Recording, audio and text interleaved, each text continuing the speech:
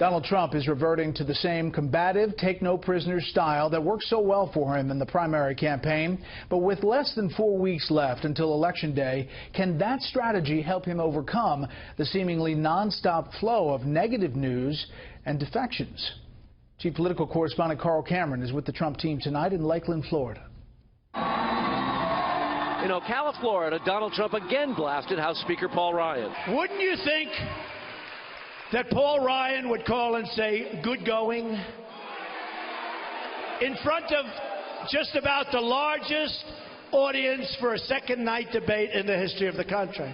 There's a whole deal going on. We're going to figure it out. I always figure things out.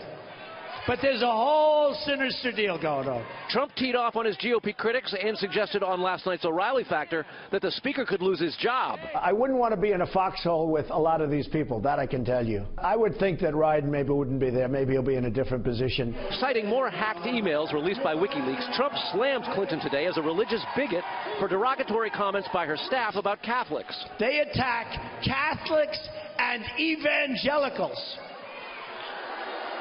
viciously.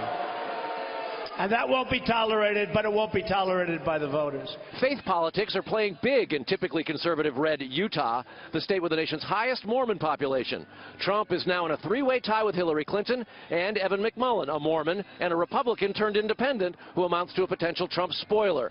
But today it was Clinton who got the endorsement of the Salt Lake Tribune, concluding she is, quote, the only candidate who comes close to being qualified and fit to be president. Trump's candidacy has Republicans flip-flopping. Nebraska Senator Deb Fischer, having said she would not support Trump after seeing the video of his vulgar comments about women, is a supporter again. Senator John Thune, a member of the GOP leadership, is also back on the Trump train. But Senator Rob Portman of the critical battleground state of Ohio, who's largely kept quiet about Trump, now says he cannot support him. In Lakeland, Florida, Trump suggested if elected, he will reinvestigate the investigation of Clinton's email server. We are going to investigate this phony investigation. It's a phony investigation. Trump's also using Clinton's hacked emails to amp up his feisty nationalist America First rhetoric. These WikiLeaks emails confirm what those of us here today have known all along. Hillary Clinton is the vessel, a corrupt global establishment that's raiding our country and surrendering the sovereignty of our nation. Trump's threat to imprison Clinton got pulled back today by his campaign manager. It wouldn't be up to him whether or not she goes to jail. That would have to be fully adjudicated through the regular channels like it would be for anyone else. And part of Trump's preparation for next week's debate is bashing the Commission on Presidential Debate commissioners.